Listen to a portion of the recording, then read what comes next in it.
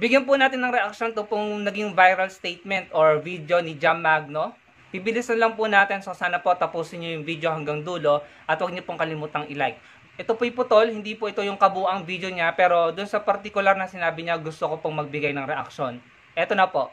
Sige, himay-himayin natin ang problema kung bakit, 'di ba? Tumaas ang presyo ng mga pangangailangan. Okay? Hindi nga kayo nagrereklamo sa presyo ng Red Horse, pero sa bigas, reklamo kayo. Nagrereklamo kayo sa presyo ng bigas, pero kung makapag-check out sa TikTok, Shopee at Lazada, really now. Okay, but, sige, pag-usapan natin siya. Bilang mabilis na reaksyon, para sa akin, yung pong ganyang argumento or yung ganyang pangatwiran ay irrational or unsound argument, no? Bakit ko nasabing unsound argument? Dahil, unang-una, hindi po lahat na nagko-complain ay manginginom or nagiinom ng Red Horse. Yung iba dyan, talagang walang bisyo at talagang yung kinikitang pera ay para sa pamilya. Yung pantustos po sa gastusin ng pamilya. So, hindi nila pwedeng gamitin yung ganyang argumento na bakit nagrereklamo sa taas ng bilihin, pero sa presyo ng Red Horse or ng kung ano paman, ng alak siguro or ng sigarilyo ay hindi nagrereklamo. Hindi po nila pwedeng gamitin yung argument na yan dahil hindi lahat na nagrereklamo, karamihan pa nga ay walang bisyo, no? Yung mga nakikita kong nagko-complain sa social media, mga nag-iiyakan, ay mga taga-kabilang kubol na sinasabi na nagsisi sila, nagkamali sila. So, yun po yung number one reason kung bakit unsound argument po yung sinabi niya. Hindi lahat na nagrereklamo ay manginginom. Pangalawang rason kung bakit unsound argument yan, ay dahil hindi po natin pinaiinom ang ating pamilya o mga anak ng Red Horse 3 times a day in a daily basis, no?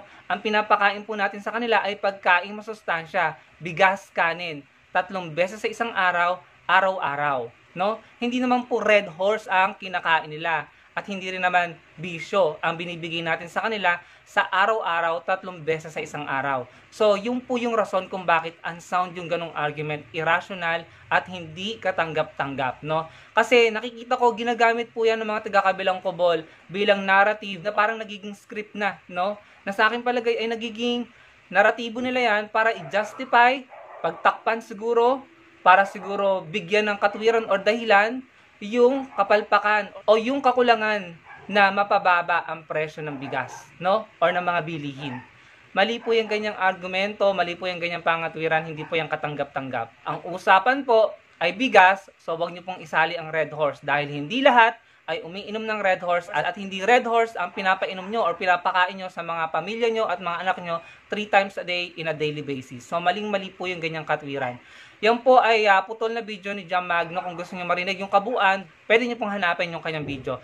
Diyan lang po sa parting yan ako gustong magbigay ng reaksyon. Dahil para sa akin, hindi po yan tama, hindi katanggap-tanggap.